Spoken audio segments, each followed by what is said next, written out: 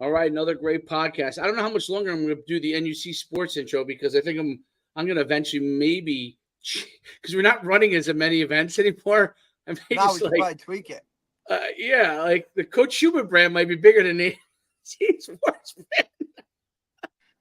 Like like the NUC sports brand used to be so much bigger than I guess. Yeah, I but guess we're in that's the also era. when you were running. That's also when you were running, 250 national camps a year. Yeah, it's a well. Plus, it's also before the era of really personal brands became a bigger thing. Oh yeah, it was group. Like there was no individuality There's no in that market. Nah, there wasn't. So, but it's funny because every time I put that like little, and you see It gives sports, you a little flashback. It gives you a people are little probably like, oh. people are like, what is even in that? Is that anymore?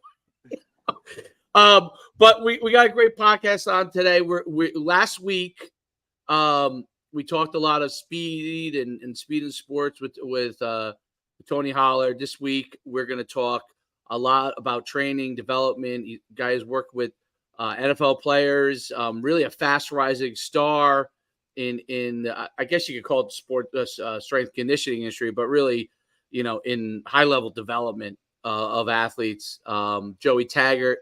We'll talk a little about his fun nickname as well, and but yeah, he's really doing some great things. He's rising really fast. I now you could correct me, Derek, if I'm wrong, but he's with Iron Culture. Is that the Yeah, I believe that's where he's kind of linked up. He'll talk about a little bit more like where he actually bases his work out of. He loves looking across that river at the city. That's one of his things. You know what I mean? So and look, you know that market. He's a younger guy. He's like you said, he's up and coming. He's really branded himself and put himself in a position to be, successful in a highly competitive market, especially with someone that's really kind of just bursting onto the scene. He really kind of got his start with Parisi. And, so he'll talk about that a little bit, and then can kind of just go into kind of how his model and how he does things a little bit different. So I'm excited to talk to it, especially staying on the same track after just talking to Tony, kind of hearing another perspective. They kind of have a common clientele in terms of, high level performance guys. So I'm looking forward to it. Cool. Let's bring him on. What's going on, Joey? What's up, fellas? Appreciate the intro. All right, buddy. Back it up now. Well, you're a Butler guy, so let's start off with that real quick. Okay, bro, he gets that. Listen, this guy, he's a Saddlebrook guy, so he grew up kind of the same way we did. But every time I have a Butler guy on here, it's like so. You got to back that up. There's some guys from Butler. And now I'm calling it the Butler Network. I said you guys need your own Instagram page where you're just posting like things that Butler guys are doing, like so-and-so is coaching over here. This guy's running this. This guy's doing this. I think it's pretty cool, actually. The truth is it's pretty cool that like you guys are all, stay connected. And I think that's one of the beauties of a small town. Yeah, it's one of the perks. There's a lot of downsides to a small town too, right? Oh yeah. When you're in a downtown small town, if you're kind of looking to do something, you're always trying to get out. But yep. But you don't realize there was also a beauty of it too at the same time because you guys are all interconnected. You don't realize that till later, I guess, actually. Yeah, the network that it creates, and you saw it firsthand when we had Coach Mickens on, and before you know it, it was like Butler this, Butler that, and it was just like the amount of views and stuff blew up because it was just, Butler people like, oh, somebody's recognizing our little hometown. So it's definitely a network that's a positive thing. Tell everybody your background so we can really kind of we'll roll from there. We introed you, but really how you got to where you are today, kind of, the roots of everything and what you're doing now. So right now, I'm basically, simplified as a personal trainer. I work with athletes from youth to high school, college, NFL. And then I also work like with your general population for one-on-one, whether you're adult, boot camp, small group training. I started, I grew up in Butler with Derek. I grew up with him, his family. We were playing sports together. He was a little bit older. My high school, I basically ended with sports in high school. I had like a very close family member of mine who passed away in a car accident the day after my 17th birthday. And that kind of was like a spiraling effect for me. I took that very hard and kind of threw away like my path of playing collegiate football. I had the opportunity, but I took it very hard and basically just threw it out the window. And then fast forward, 2015, I got an opportunity to interview at Pari Speed School. I met with Rich Sadib and Bill Parisi, another gentleman, Craig Stoddard. After 2 interviews, they hired me. I accepted the job, and then from there, it kind of just skyrocketed. Derek says, you guys kind of mentioned like fast riser. I've been doing this for a little over 10 years now. But when people see me now, they kind of look up, they may just know me now and look at it as like overnight success. But I feel like I'm just getting started, and I've been doing it now for 10 years. So it's pretty cool to see where it all kind of unfolded. You guys actually had like a mentor of mine, Mike Smith, on here, who big part of Derek's life. Mike's the one who kind of kept me on the straight and narrow throughout high school. I was a very good skier. I won my first competition as a freshman in high school. I won a couple $1,000s. Back then, you couldn't accept money. So I had the opportunity, I either could accept the money, but I could never play high school sports because I was considered a pro, or give the money back. And, at 14 years old, you win your first competition, you're ready to run with that money and chase it. But Mike, talked me off the ledge and was like, listen, he's like, if you're that good, you'll have that opportunity when high school is done. You have some talent as a football player. I recommend staying in. And, we locked in that off season. He was my freshman football coach at Butler. And then he was like my first one kind of exposing me to speed and agility and performance training. And that's kind of really where it all started for me. Really interesting. And now was I right in the place that you're at as far as the facility that you work out of? So I'm no longer with Iron Culture. Okay. I'm not. I was with them up until about January. I'm currently working independently. Okay. Out of Paramus, but I do training down here in Edgewater. Derek's 100% right. I love looking across that river. Nothing motivates me more than that city. It's just endless opportunity. Doesn't matter what time of the day. It just shows you that, no matter how far you are, there's so much more you can go. And, nothing motivates me more than that. It's not money. It's just more about endless opportunity. And that's what it's all about, and creating a platform to help these kids really, even the adults, but more so me. If it wasn't for Mike, I just talked to Mike yesterday, and he doesn't even realize the impact he had on my life. But he doesn't, not for any of us, dude. He doesn't. Yeah. He doesn't get it for any of us. It's just not who he is. He's just not that person. He's not a pat on the back type of guy. But the things that he's done for all of us in their own way, shape, or form, we can't put it into words, and he'll just never get it. Because that's just not who he is. Yeah, and looking back at it now, it was such a huge part of my life to really. It took me a while to get my shit together. Don't get me wrong. But when I did, it's a big part of what he did for me. And at this point, it's just all about creating a platform to pay it forward, to give back to the kids who 100%. Are in my position, who were in my position 15, 20 years ago. So it's exciting. Absolutely. And Edgewater, that's where we are now. I used to coach. I knew that was. I connected with a lot of people there. I knew it was coming. Love that. Let's go. With a lot of guys that are connected to all their youth programs down there. So yeah, I feel like even though we're in a bigger city area, down here is still very similar to a small town feel. Edgewater is. You get connected, you're in with everybody, but it's hard to get in that network. That's for sure. I know. I was the. Derek probably knows. I was the head coach of Powell Park, Leonia, from 2000. 2008, I think, through 2014, and we went to the state championship, and we were the worst program in the state of New Jersey, and then we basically built it up, and we ended up going to state championship, and at one time won 17 and 19 games in over 2 years, and a lot of those kids were Edgewater kids. And because they went to Leonia, Edgewater goes to Leonia, and those guys now they're great guys. They're great guys, and they're running they run flag football leagues down there in Edgewater. They run they run them together. These are the guys that played for me, and they now they have. I don't know what they do during their day jobs, but they work in business, but they have all these programs they run within the youth down there. And they're pretty connected down there. And they're all friends from when they all played on this team. They're like one of the few guys that have had success in that area in football. You know what I mean? It's like a group of like 25, 30 guys that played over those years that were all good. And now they're I didn't know this till a couple years ago, but they're running like flag leagues. They're doing all kinds of different stuff. I don't know exactly, but I'll connect you. I'll connect you to the guy who will know all the guys that are, if he's not doing it himself, which he probably is, some of the like flag leagues, but they're all interconnected there. So, and then they cover Leone and Pal Park too, which is right in that same exact area. And then obviously, all the towns that are right around that area. But, well, like you said, it's kind of like a small town feel still, right? It is. Those guys all played together, so now they're just staying in the network.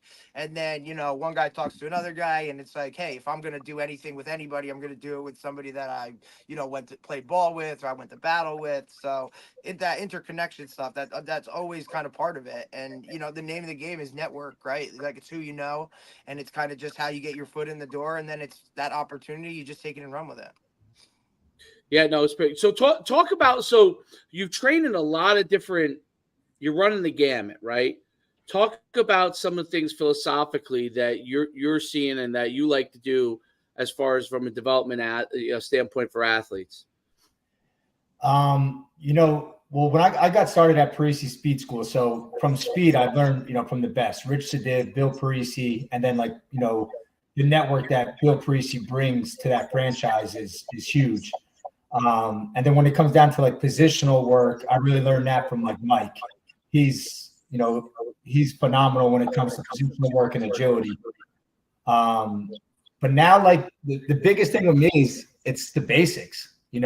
So many people, especially with Instagram now, I hate to say it, but they go even just straight to positional work or all these fancy drills, and they can't even master the foundation, right? So no matter what, I always rely on your overall just basic speed work, right? From acceleration to top speed. I think that's so crucial. It doesn't matter what level you're at, whether it's a youth athlete, high school, college, NFL. I think that always has to be a staple in your workouts. And then from there, you kind of, if you're at the NFL level, you're more fine tuning. If you're at the youth level, you're developing. But I'm a basics guy when it comes to the weight room and when it comes to the speed work as well. I believe it aids and plays a big part in injury prevention or, reduction of injury.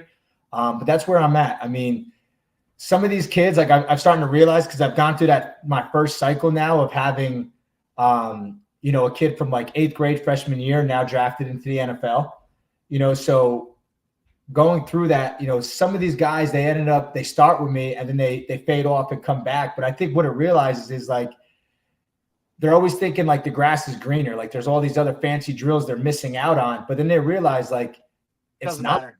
And if they do get exposed to that, they realize it's not smoke really and mirrors, bro. Smoke and mirrors. So, being a basics guy, I think it hurts me, but at the end, in the long run, it really helps me. One thing that I would say is I'm more consistent than 95% of the trainers out there. That's really what's helped me get to where I am today, between being consistent, reliable, and then being able to grow a network. I guess my bartending days have really allowed me to talk and network with everybody. So that's really just a big part of it. Yeah, well, those truth is those skill sets are part of being, a good people person. And that's training. The training business is really that. Now it's not just about obviously you got to know what you're doing, but there are a lot of people that don't know what they're doing and they got clients because they're personable. If you're personable and you know what you're doing, you're really the ultimate person that people want to train with. I think your point about basics is real important. So, I always tell, we talk about this all the time. Good quality reps, doing things the right way are a big deal. And, from the time I've been doing this for a long time, and I do this drill. Okay. It's the simplest change of direction drill. And Derek knows it because we do it in our warm up as our part of our warm up. And it's, it's cones at different edges, right? And you're just changing direction, playing off the outside foot and driving to the next direction. And you see kids, and it's such a simple drill, and now people are always like, this kid can't change it. I'm like, you do this drill every day, okay, for basically 2 minutes a day, okay, or every other day, and you'll see every kid at least get some level of base change of direction, know how to plant off the outside foot, drive into the opposite direction, and then all of a sudden they magically start to do it in gameplay and practice play, right? And then they get comfortable with it. Then they get better at sinking their hips when they do it, and they so on and so forth. But it's one of those things because I started doing that drill because people used to always just to drive me nuts. The coaches would be like, this kid can't change direction. I'm like, well, what are you doing to help him change direction? Well, some guys can and some guys can't. I'm like, no, here's the drill. And you do this even if you don't do it every other day, you do this drill for literally 2 minutes a day. And this person in 2 or 3 months will be changing direction. He may not be as good as the kid who is the elite athlete, but he's going to be functionally changing direction so he could do certain things. Talk about like how important basic drills are and quality reps in order for kids to get better. I see it a lot. I mean, especially right now, like where I'm training, I guess this is like a popular time now that lacrosse season ended. Right. So I see a lot of lacrosse athletes. I'm working with one of the top guys in the world with lacrosse right now. But I see a lot of guys at the field, and like there was even a couple of football players over there. It's funny, like I see what they're doing. Like they're there to take that Instagram story to say like clocked in, rent's due, rent paid. But it's like, bro, without that camera, I just watched what you did for 45 minutes. You didn't do anything. You know what I mean? So like I'd rather see somebody come out, work the basics for 30, 45 minutes, and then go home or go to the weight room. Like it's really not that hard, but what it comes down to is just a day in and day out. Like that's hands down, like I owe a lot of my success to like Mike Smith and Rich Sadiv, because Mike's been doing this for like, I don't know, 20 years. Since me. Yeah. And I mean, Rich Sadiv, same thing. I mean, like those guys just showed me that like, just get up every morning, go to work, apply, bring that energy and do it again and again. And the same thing, like that applies to every concept in any industry. Like the consistency factor is so important, but like the quality reps is really what makes the difference, right? Like I'd rather see 10 quality reps over 100 like half-ass reps, no matter what it is, in the weight room, on the field, on the track. Like the carryover is tremendous when they're quality and done right. And like that's kind of like what I guess like the blessing in disguise for me was like starting at Parisi's, with youth athletes, like you got to be able to connect with like a 7-year-old and then be able to the same day or maybe the next hour connect with like a high school and a college. So like I've really learned to simplify like my coaching cues to make it make sense, right? Like I remember when I was just getting started, like when it came to like sprint mechanics, I used to say like, thigh up, drive your knee. Then I realized like, you can say that 1,000 times. If they didn't get it the first time, they don't understand what you mean, or they may think it. So like now just understanding how to make it make sense. Like most of these athletes are visual learners. So you could just put them in the position that you're looking for without really having to overcoach it. You're going to have a much more successful time, like absorbing it and then applying it into whatever that drill may be. So like for me, like, learning from the best, but then learning how to broadcast it and like get it across that these athletes could actually understand it is the biggest thing. Like, cause I'm nowhere near the smartest coach out there. Like, I don't know the science nearly in depth to a lot of these guys, but I could connect at a whole different level than a lot of these guys. And that's, I think, a major difference in success. So. Yeah, I think that's a big part of it. Talk about what you do with pro athletes versus how you approach younger athletes, and like, what are the different kind of things you have to evaluate when you're trying to develop them when they're in different stages?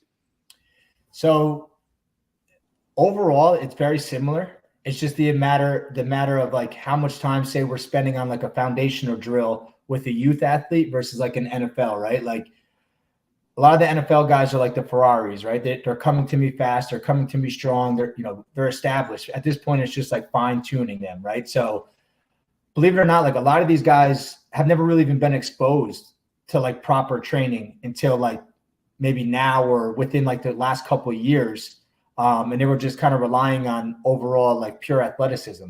Right. But now at this point, like with the high level, it's more about like communication. One, like what are they looking for? Like what do they think they need versus like when I look at them and evaluate them and what I think they need, and then kind of combining it. But at the same time, it's just like little tweaks that really will help them stay healthy and be able to withstand the whole season, right? Like a lot of guys will come to me like, hey, this is like the third time a reoccurring hamstring, some sort of soft tissue. And it's like a lot of this could be fixed and just, tweaking most of the time it's like their top end speed. So just their sprint mechanics in the top end.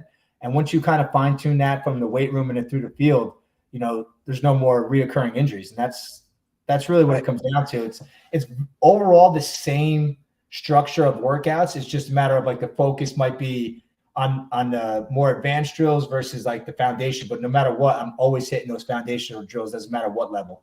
Right. And those guys on that level, that's what they're looking for, right? They're looking to increase their longevity. They don't want to be this, hey, I'm in the league for 3 years and now I'm out because I can't stay on a team because I pull a hamstring every camp, right? Or so those guys coming to you, or maybe they're just looking for a different viewpoint, right? Like they've been with a trainer, it's kind of the same thing. They're looking to shake things up, or even if it's guys that are just now coming to be a part of a new team, right? Like they just signed a new deal and they hear from one of their boys like, hey, there's a guy up there who can really help you, and then you can kind of run with it like that. So you have a lot of different approaches to working with those higher level guys. And with Mike as a mentor, we see it every spring when all those guys, as soon as their NFL seasons are over, they come back and they're working back with Mike again.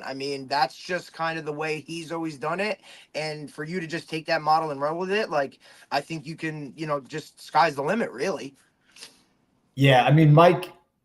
Mike really laid the foundation of how to get things done. Like Mike was working UPS for years while training until he got to the point. And like nobody UPS, knows that. 3 UPS a.m. is no every joke. day. That's just not for everybody. Wild. And then like once he was able to, I guess, transition down to Florida and then take I guess he was more of the speed, the strength and conditioning coach and then the coaching job, he was able to kind of step away from that.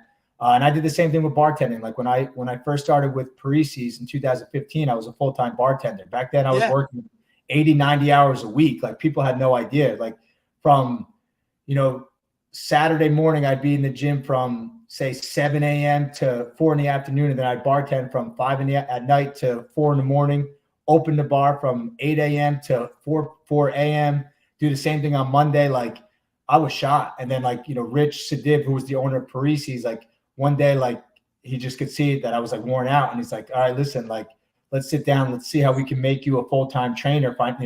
Financially, like I might not be able to match what you're making at the bar, but let's make it make sense. So this way you could really start to focus on it. And then from there, like once I was able to go all in with the training, that's really like what helped.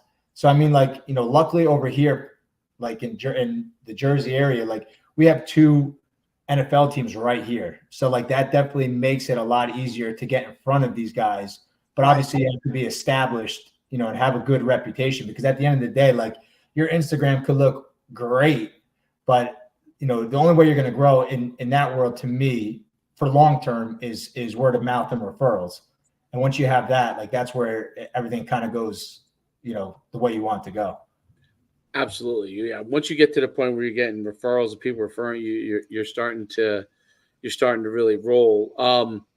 Yeah, that's when you're turning the page, really. Talk about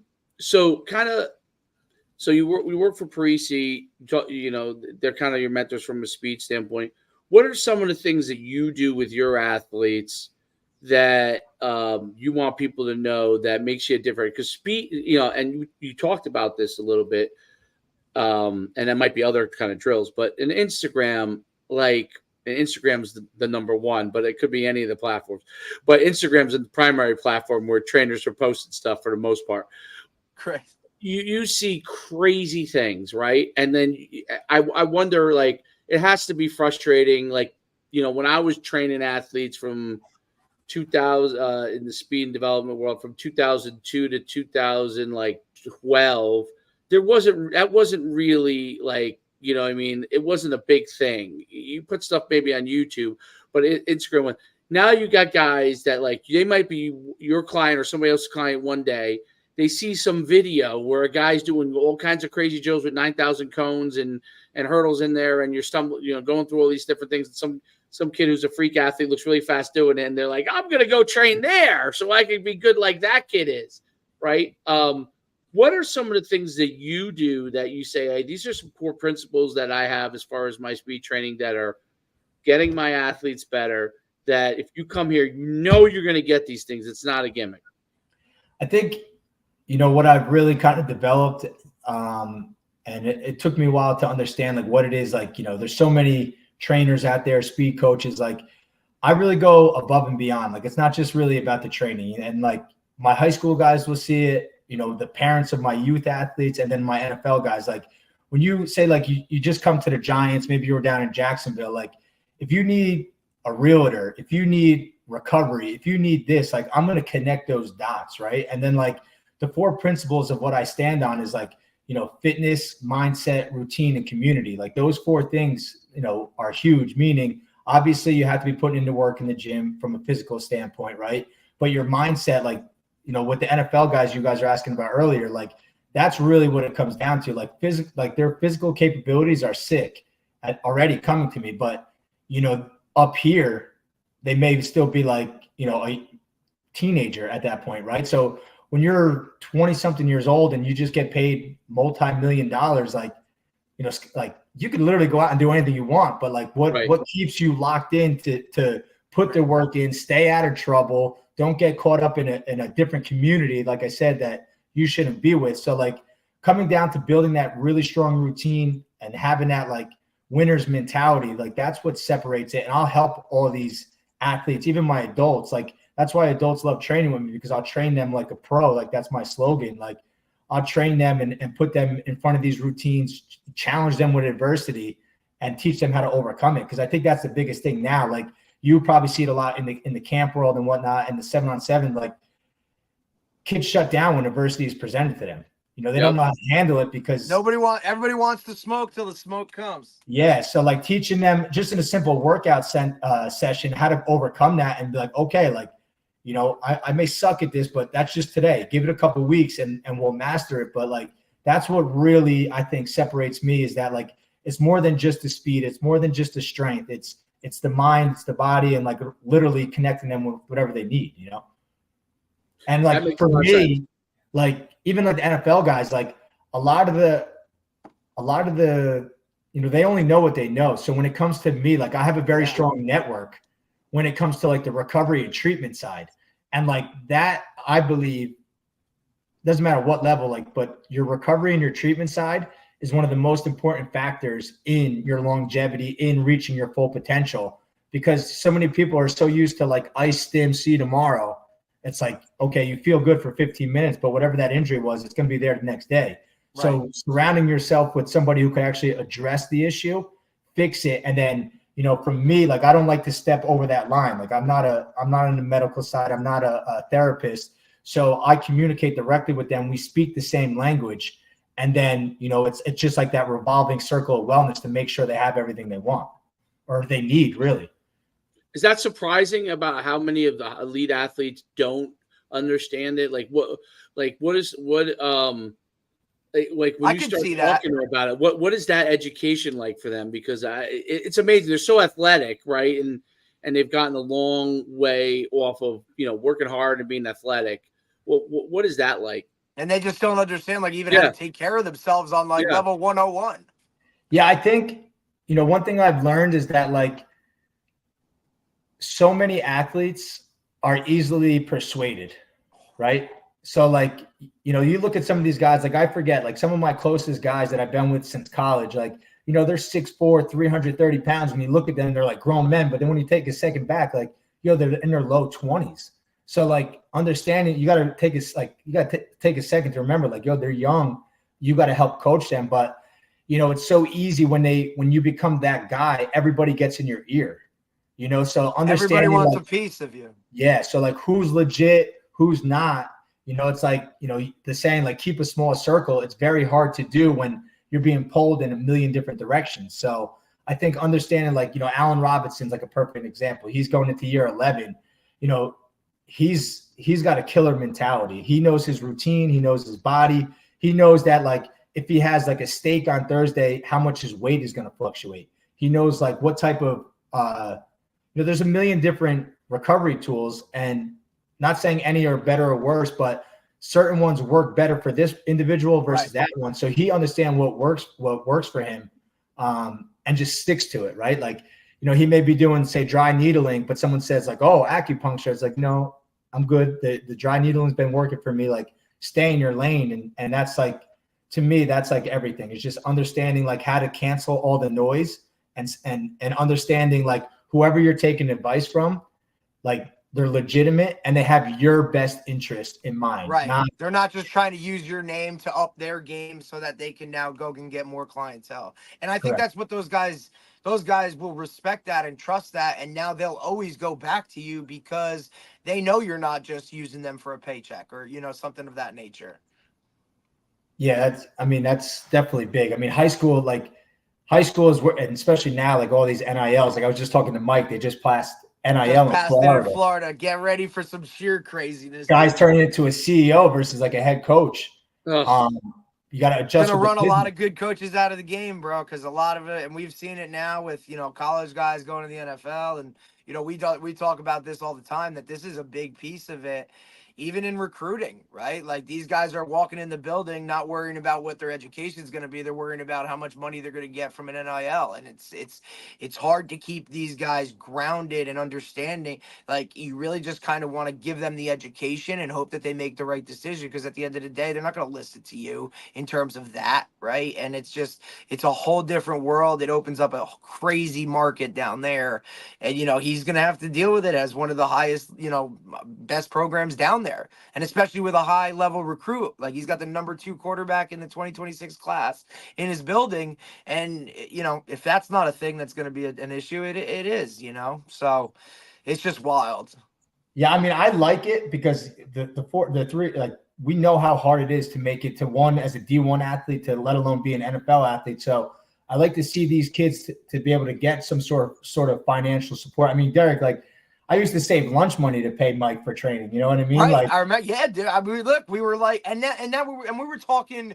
Mike was mad even taking money. Like, we just have to throw him a 20 and be like, take $20 at least for this. You know, we got 3-4 days of a session. You know, but and Dave and I, we talk about this all the time. The amount of money that parents throw at, you know, trainers or this, and it's like, please just go to the guys that are doing the right thing. And so many of them just go to the guys with the most clicks, or, you know, like we talk about all the time. We go on Instagram and guys are doing 1,000 like cone drills, and it's like, bro, are you really going to release off the ball like that in a game? Like, that ain't going to work. But this guy's preaching all this stuff. You're paying all this money. It's so hard. It's a crazy world. I like to say that the cone drills is how you can move really quick and go absolutely nowhere. Yeah. Yeah, it's like that cartoon with fast moving feet, but you're not going anywhere, you know? Oh, it's great. You just went back and forth, back and forth. Right.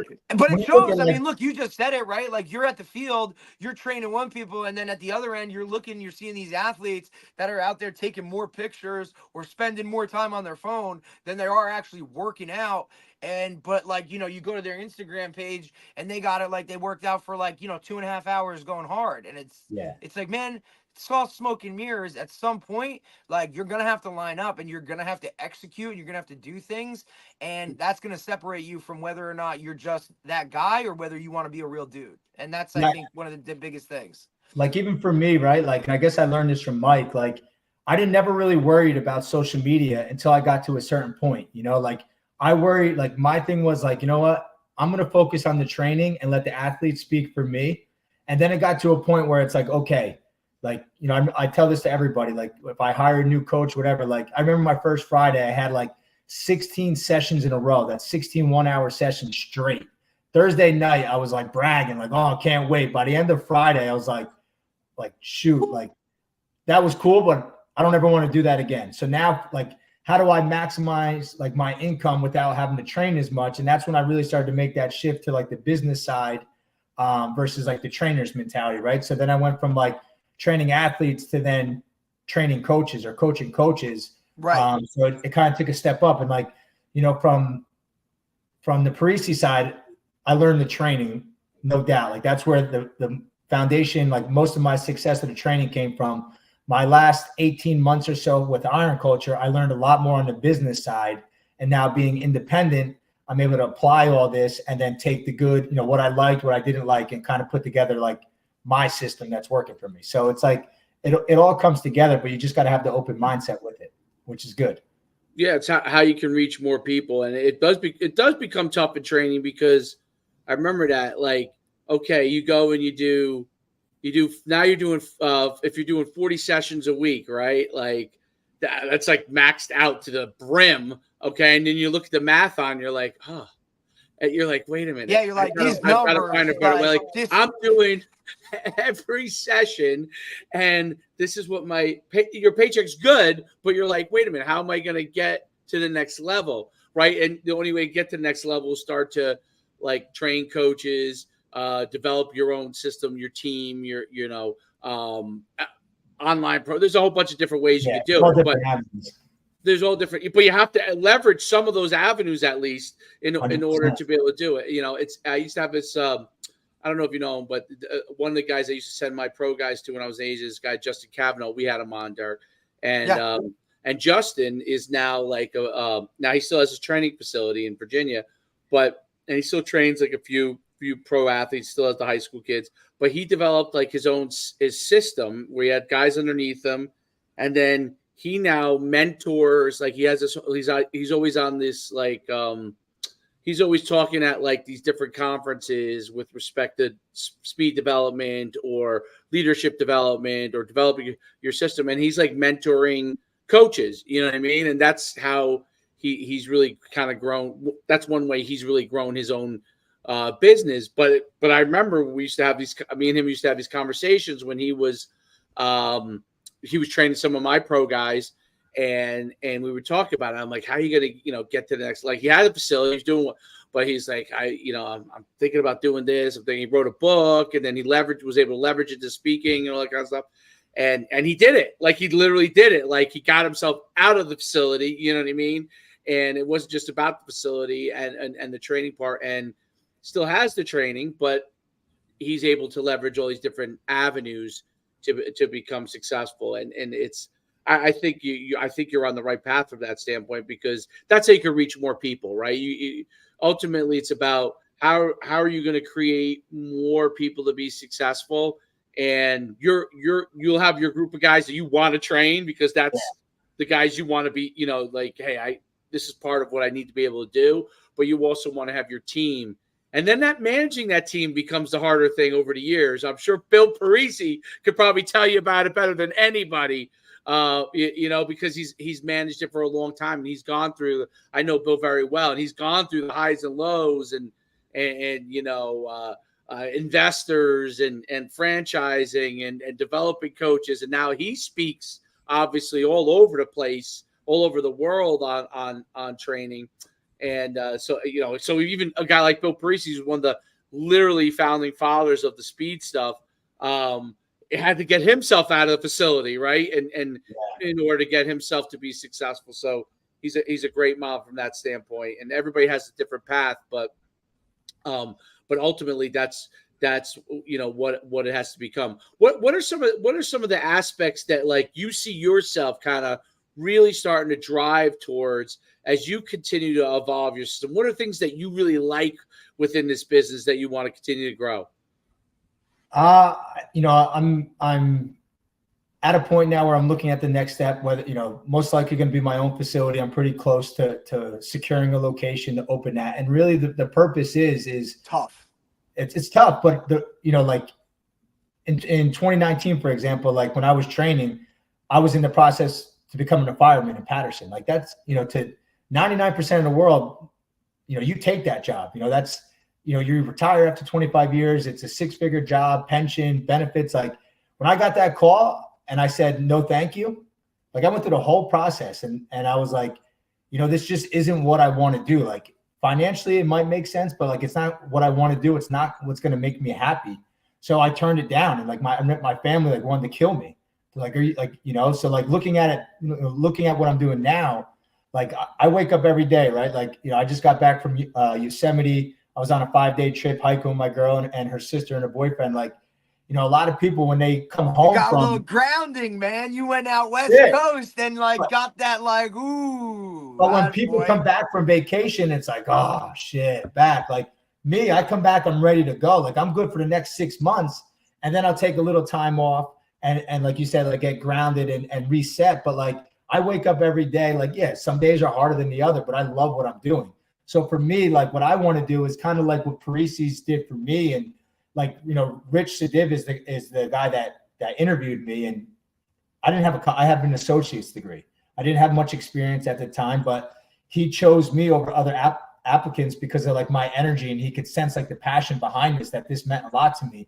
So I want to be able to provide similar opportunities to people like me, in the future, whether it's like lending a helping hand to the athletes that's in our facility, or to be able to take a chance on somebody, giving them an opportunity to pursue a career, whether or not they have a college degree, or if they do, or, whatever their upcoming may be, but just allow them to kind of really reach their full potential. Like that's what I would like to do. And then, who knows what other avenues open up. Like there's so many different avenues now that like this platform can lead for me, but that's like really like my main focus is looking to do, like be able to have a spot that has great reputation that parents can bring their athletes to, and not have to think twice about what's going on from the training standpoint. Like, is the trainer on their cell phone the whole time? Are they there? Like, the reliability and the reputation will be everything like going forward. And that's really what I stood on, but that's like what it is going forward.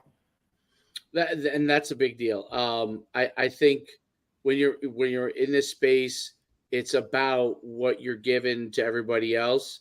And when you're choosing some of these, Derek's probably dealt with it. I know I've dealt with it because I was in. This is a long time ago, Joey. So I'm taking you back a long, long time. So I was in. I got my master's degree. I was in the tech field. It was wildly successful, really quick, really quick. And when I went and changed and went into training, and then originally I was doing training and right. Like you and Dave had originally I was a trainer, dude. I was a speed trainer. That's what I was. He worked his way up to having a facility. I used to have. I had at one, when I first started in 2002, I was running 20 speed camps around the country, just speed training. That was back when you could really do that. Like times have changed, and like, speed training was new. Like there was like Pari, there was only a few people, so we were running them all over the country, 2002, 2003, 2004. And then I opened up a facility in 2004 in Wyckoff, purposely 2 blocks from where Bill was. And the theory was people kind of knew, because in Bergen County, I was a well-known athlete, so people, my theory was, well, some people aren't going to like Bill Parisi's training. So that's just how it is, even though he's great. But some people are going to be like, well, I need more. I want to, the grass is always greener, right? So the grass is always greener, drove around Wyckoff, showed up at our place. That's how we built our clientele. Basically, the grass was always greener, right? And then once we developed our clientele, then someone else opened on a block on the other corner and felt, okay, if they don't like Bill and they don't like Dave, they'll take. And that's kind of how it started really, really to blossom all over Bergen County. And then now I'm talking New Jersey, but like in California, the same thing happened. In Texas, the same thing happened. And, but that's how it really, it was really, so I did training for years. And then we started running the camps and showcases in 2005.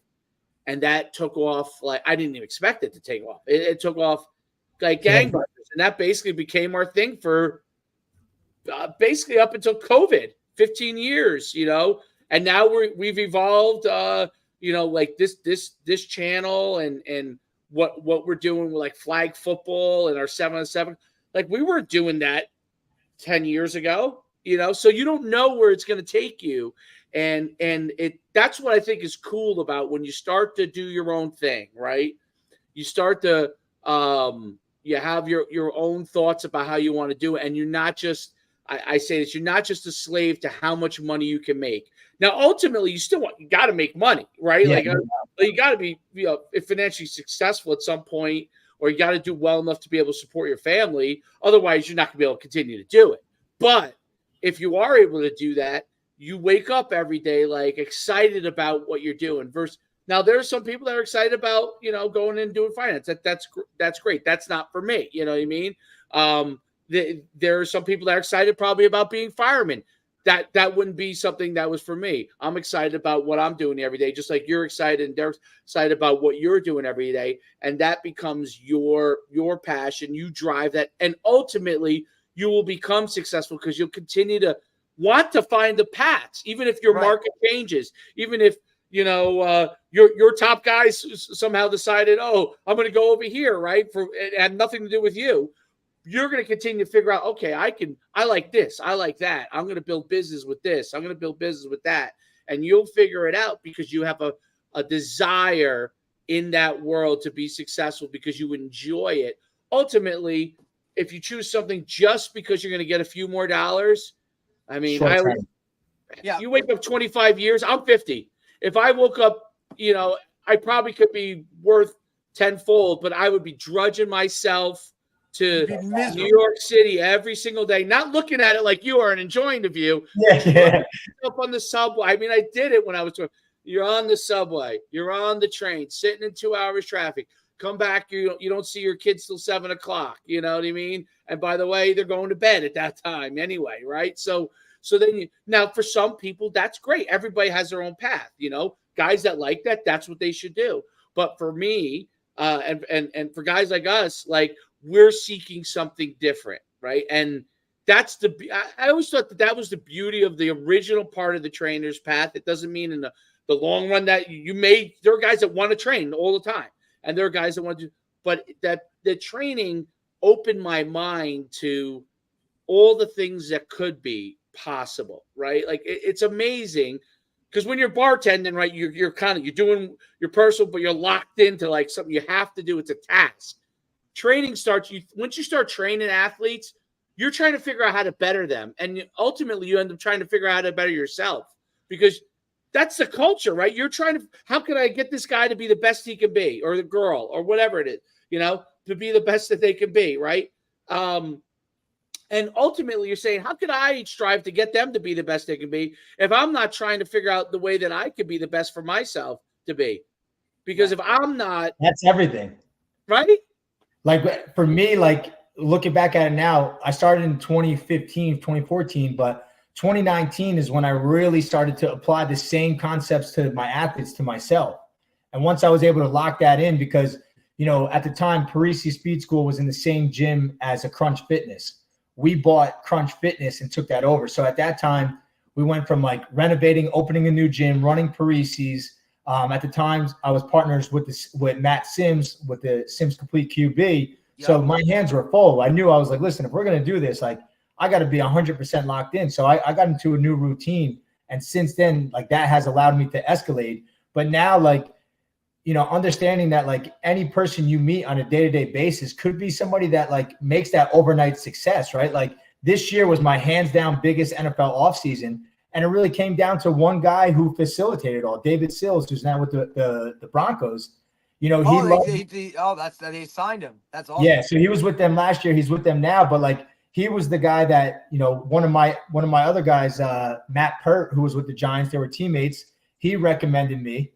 I connected with David, and then David opened the doors. I ended up having Saquon for like a month or like a few weeks this offseason before he went down to Philly. Alan I've had for a few years, but he was a referral. I had a few guys this year that like really made my offseason, but this is like what kind of like you guys said in the beginning, like people look at it as like I just took off now, but it's all because of like one person. So like Bill Parisi taught me very well, like in the beginning, like, I used to worry about getting a million athletes to train. He's like, Joe, just focus on the person in front of you. And then like that one will turn to two to four. I know it sounds like so classic, but like you apply that, like that's what really helps you take off. And now like other business ventures are coming together because of these connections, and that's what it's all about. And I know David Sills very well. David Sills, I know his father very well. So when we used to run, we ran, I don't know, I'm trying to think of the year. It must be 09 or 10. 2010. But David Sills was originally at a school called Red Lion Academy, and we hosted our showcase there. And Mr. Sills was one of the ones facilitating that, and his coach at the time, which is now the guy's now at Newman Goretti in Philadelphia, but his coach at the time. And then he had Easter Christian High School, which was father funded the high school, which had all. Scrimmaged him at Boston. He was, I think, a junior. Yeah, played against you. Oh, you guys played against him. Okay. Yeah, we scrimmaged him preseason in 2012. I think he was maybe a junior at Eastern. He had already had the offer, right? Like, because he got an offer in 8th grade, and it was like a big deal. He was playing QB. Yeah, he was a stud. Yeah, but the school, it was like, they were trying to do like almost like an IMG, I guess. They were. It wasn't really an IMG. It was really more for that group of kids, and then hopeful that it would turn into something long term. But it really ended up kind of being more for David's group and the group of guys around them. I think it lasted for maybe a couple of years after David was gone. But his father was really instrumental in that whole process. Father's a great guy. And David was always a great kid. Like, he really, they adopted a kid that was on their team. He went and played at Mississippi State. He has the Stills last name now. And that's amazing. Yeah, no, like they're a great family. And Sills was in high school. I remember this. So like when we would have at our camps, we'd have these 7-on-7s at the end of our camps. Like, this was never done before, and now it's done all the time. But back then, like, we would do our camp, and then we would break them up into teams. So we had different color uniforms, and we'd break them up into teams, and we would have a 7-on-7 tournament with, like, let's say there was 150 kids there, break them out into 8 teams. So I was coaching, I think, Sills teams once or twice, but Sills was such an amazing athlete. He broad jumped, I think at 16 years old, like 10 feet. Or maybe over 10. It might have been over 10 feet. And he was a heck of an athlete. So I was surprised that when quarterback didn't go exactly the way that, his career from that standpoint, when he transitioned to receiver and he was immediately a star. I remember him athletically. He ran a really good 40 in high school. He had a really good vertical jump and broad jump. He was like an athlete, Yeah. And back then, he looked like a surfer. I don't know. I haven't seen him in a long time. I don't know. But back then, he used to have like long blonde hair. Fat boy. Yeah, got that like fat boy Morristown look. Yeah. But you wouldn't have thought that like he would do all the things he could do. I like because he looked like he came out off a surfboard. You know what I mean? But he was great and really. I remember obviously as a kid, really respectful. Same. Exactly. I'm sure he's the same way still. Yeah. Good. He's a great individual, that's for sure. So it's amazing how all these things are interconnected. How can people reach out to you? How can they get a hold of you? What's the best way? Joey Sundays everything. Joey Sundays on Instagram, joeysundays.com. Very simple. Joey, I want to see if it comes up real quick. That's smart marketing, by the way. Joey Sundays. Oh wow, that's amazing! Listen. Have you got to go in? You got to file something. I got it all filed, baby. Oh, you know, yeah, good man. Got it. Come on, it's gonna be a household name soon. That's awesome. That's awesome. And maybe next time we have you on a podcast, we'll spend 30 minutes just talking about Joey Sundays. It might be longer than that.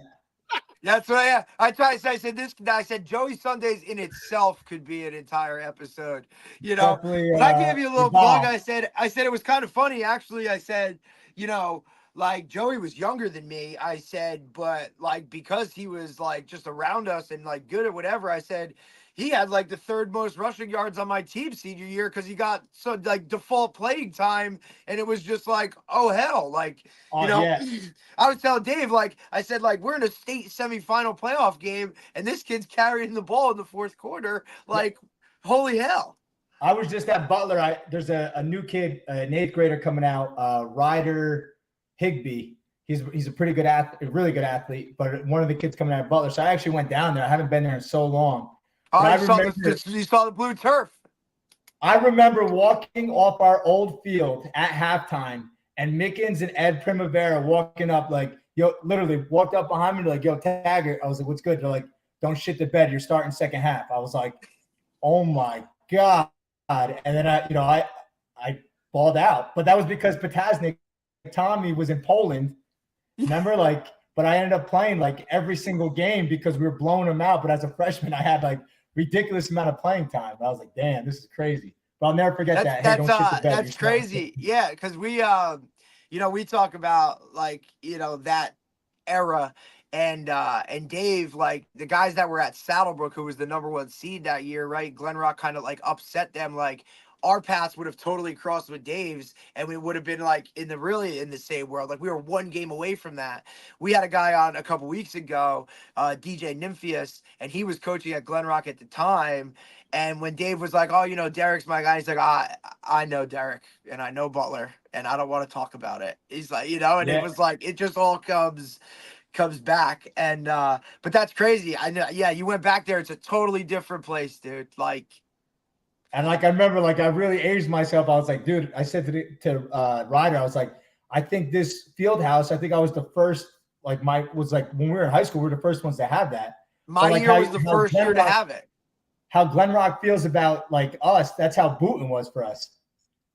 I just talked about that a little bit too, with Coach Mick and I've had Scotty Van Zyl on, right? Like guys from those older teams and all that kind of stuff. And, the one thing, it's just a different place, right? It's just totally different type of Group 1 football. And Dave understands Group 1 football in Saddlebrook.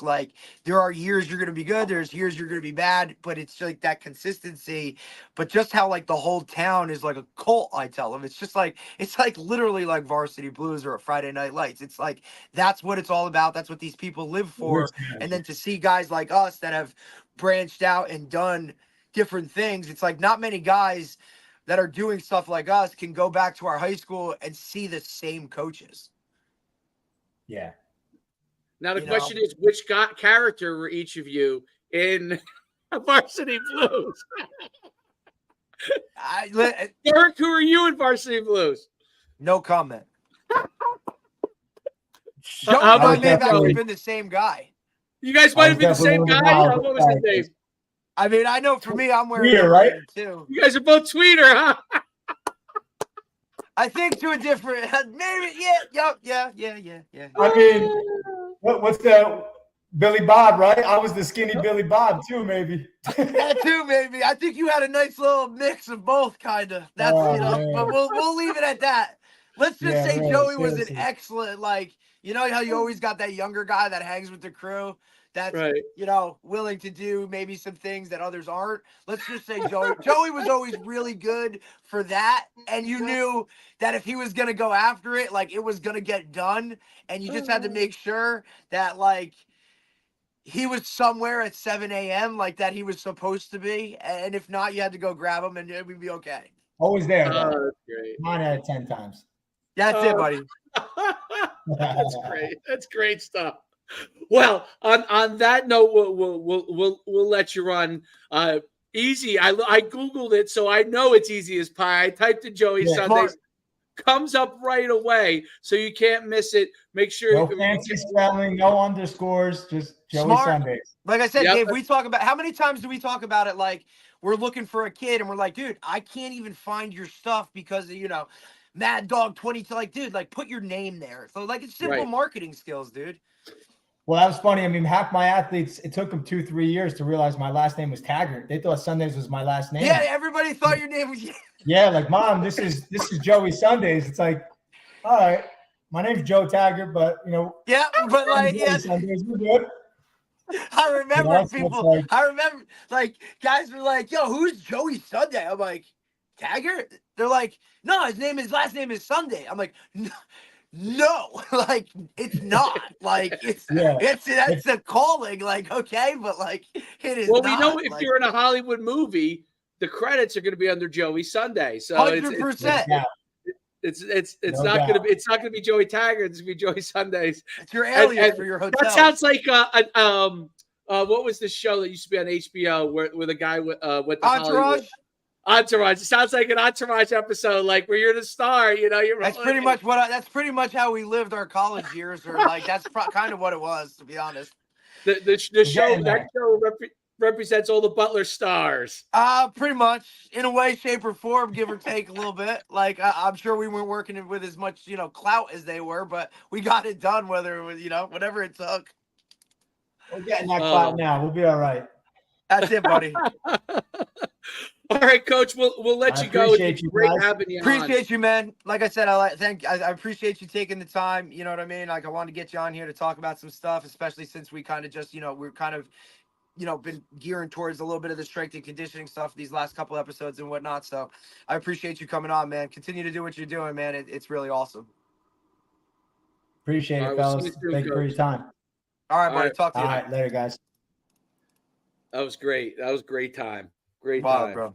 A lot of good stuff. I'll tell you what's interesting too, though, is I think like that, like, because he still like trains across like the entire gamut, right? Like he still does like, he does like little mom groups, and he does, NFL guys, and then he does like middle school and high school guys. I think it really gives him like you said, a different perspective on the approach to everything, right? And then that more personal side where, we've seen it when you go like a little bit above and beyond, like people like they'll flock to that, and like, hey, I'm getting more of like this off the field than I am on the field. I think he does a great job balancing that, which is, like I said, like something Mike always did, right? Like we were out there training, but he was also out there like being a shrink for us, right? Like at the same time.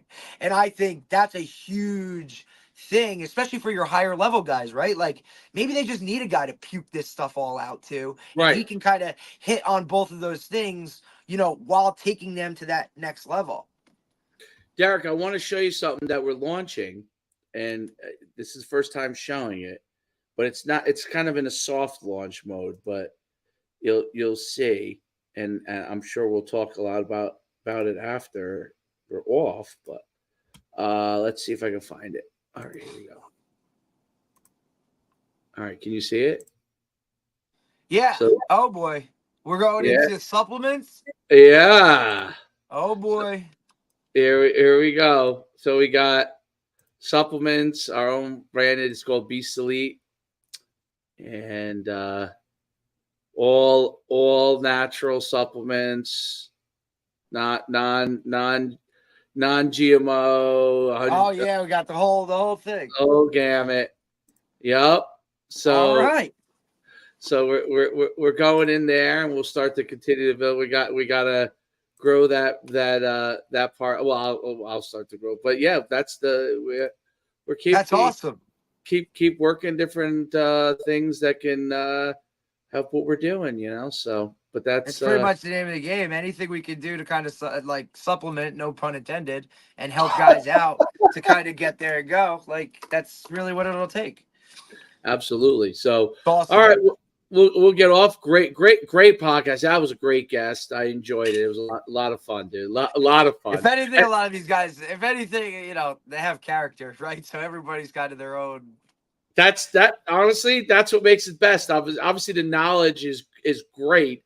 But and we want that obviously because that's what we're trying to help people with. But you got to have the personality with it to go with it. So right, and I do remember him doing that though, dude. Like he would go to Pari Speed, he would train all day, then he'd go work at, I think he was like bartending at like Applebee's, bro, and he would be there like all night. He'd like sleep on in like one of the freaking booths, and then wake up and go open up Pari Speed. And it was like, dude, like you're gonna be running on zero really soon. And then he kind of, like you said, like took it to that next level. And then to turn down being a firefighter, like you gotta at least, like the passion is gonna, you know what I mean? Gotta be there. 100%. But awesome, appreciate it. All right.